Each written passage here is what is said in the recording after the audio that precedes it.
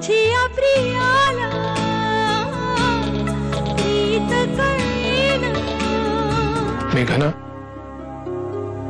पुन्हा असं करू नकोस।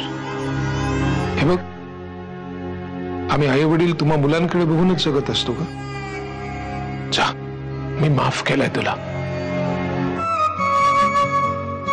बाबा चला।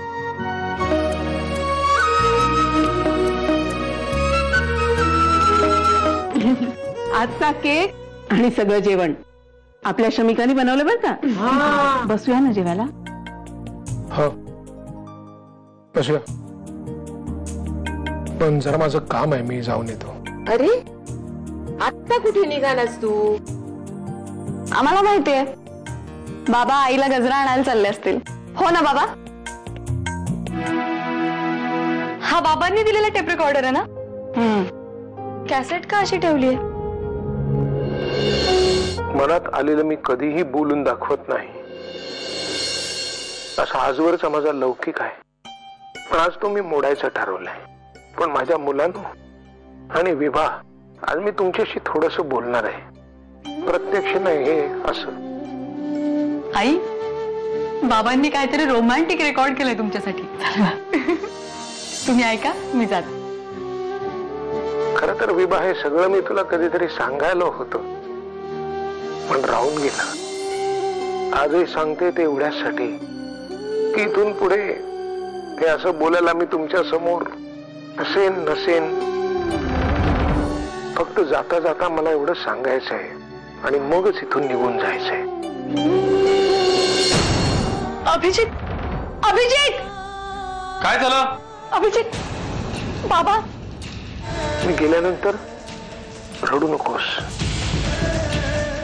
मी गेल्याचं दुःख करण्यापेक्षा या आधीचा काळ आपण किती सुखात घालवला त्याची आठवण कर।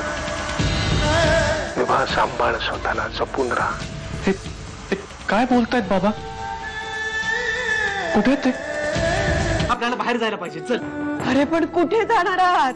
हा, कसे शोधणार आहात त्याला? ते काय रेवदंड आहे का? विवाह, जिथून तुझ्या आणि माझ्या या सहजीवनाला सुरुवात झाली होती, आता माझं आयुष्य त्याच वळणावर नेऊन उभं करणार आहे। चंद्या, आपण आधी बाहेर पडू आणि गरज पडली तर पोलिसांकडे जाऊ। अभि, एक मिनिट। अभि, मला सांग, अशी कोणती जागा आहे जिथे आई आणि बाबा सगळ्यात पहिल्यांदा एकत्र भेटले? लग्न झाल्यावर जॉबमुळे बाबा आधी आले होते आणि मागाहून आई आली होती। आईने सांगितलं होतं मला, बाबा आईला रिसीव्ह करायला मुंबई सेंट्रलला गेले होते। मे बी तिथेच असतील बाबा।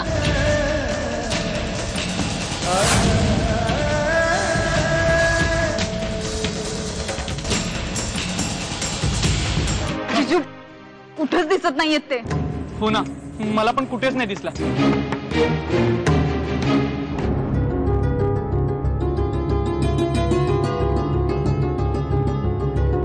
अभि, बाबा समोरच्या प्लॅटफॉर्मवर। बाबा घरी जा। बाबा तुम्ही सुद्धा घरी चला। अभि, मी हरलोय आयुष्यात, तुमच्यात राहायला नालायक ठरलं मी। जाऊ दे मला। बाबा आम्ही कधीच म्हटलेलं नाहीये। माझी उमेद संपले रे जगायची। सगळं कठीण आहे, सगळं कठीण आहे। आजच्याच दिवशी तुम्ही आणि आईंनी एका सुंदर नात्याची सुरुवात केली होती। तुम्ही असं करू नका बाबा, आम्हाला सगळ्यांना तुम्ही हव्या।